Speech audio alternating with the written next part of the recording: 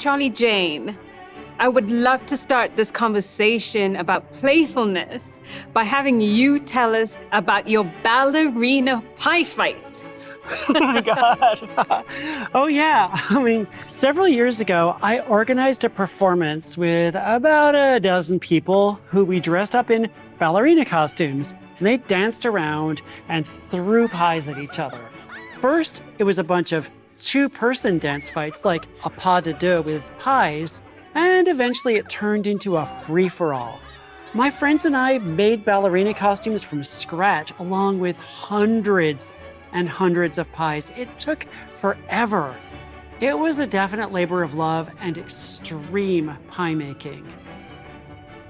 To me, the core of playfulness is not taking myself or what I'm doing too seriously. It's goofing around, being loose and silly, making a mess. Literally, in the case of the ballerina pie fight. So how do you give yourself permission to be silly? What's that process like? And how do you ignore the naysayers in your head or even the ones around you? Oh man, naysayers. Sometimes you just have to start small. Just give yourself permission to eat ice cream for dinner or play a ridiculous game with your friends or do some activity that rewards silliness, but also just stop thinking of silliness as a big deal or something that you need to work your way up to. Maybe stop worrying so much about what other people are going to think of you. Start making up your own silly stories or songs or artwork. If you have kids, make up stories for them at bedtime. Try to tell the worst dad jokes you can come up with. Making up weird stories is both easy and fundamentally silly. There was a fish that thought it was a rock. There was a woman who only sang in her sleep. Sometimes when I'm working on a story, I have to stop taking everything so seriously and just let myself goof around with the most outlandish possibilities. Like in my book, All the Birds in the Sky, there was a part where there's an assassin stalking the protagonists when they were kids, and I decided to have him go undercover as their middle school guidance counselor. I was convinced people were going to think that was too wacky and that I had gone too far. But then I always hear from people that it's their favorite part of the story. Thing is, the silly stuff makes the serious stuff come to life for me. It kind of sounds like there's an inner critic there, trying to pull you back from your playful idea. Do you want to talk a little bit about that? Yeah.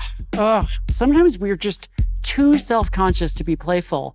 You can't even make any choices at all because you keep imagining how someone on the internet is going to tear you apart for it later.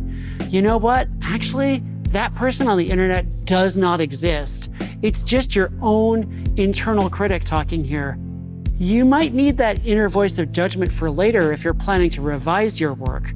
But in the beginning, you have to drown it out. Possibly with loud Finnish death metal.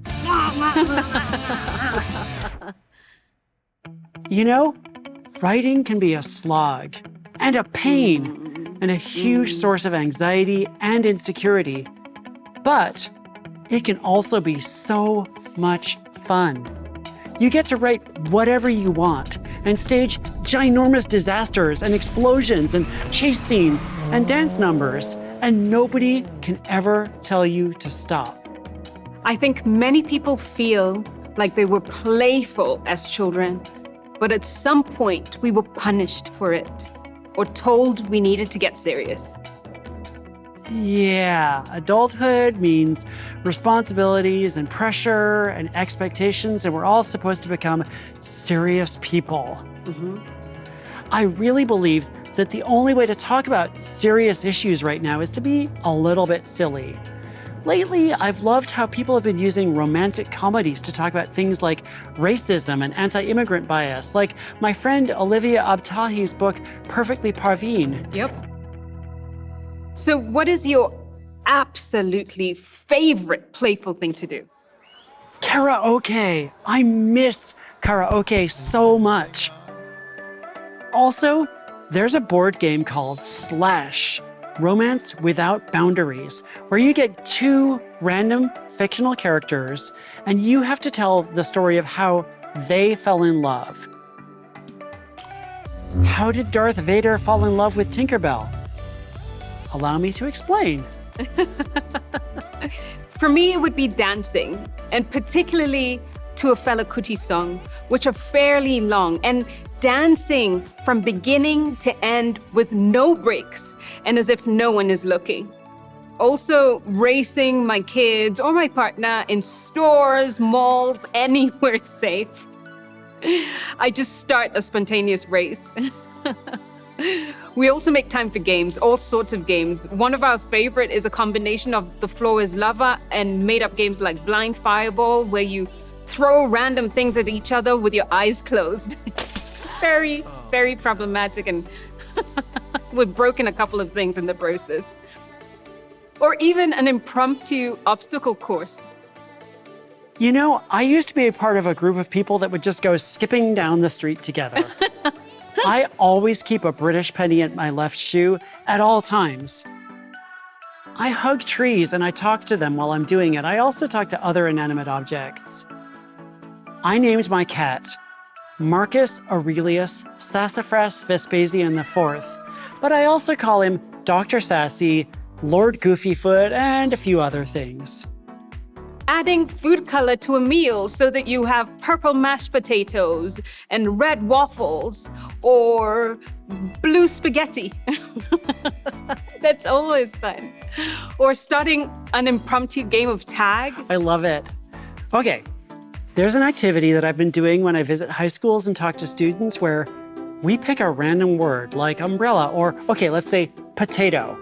Then we spend a few minutes coming up with 20 things that could happen to a potato. Maybe the potato gets married.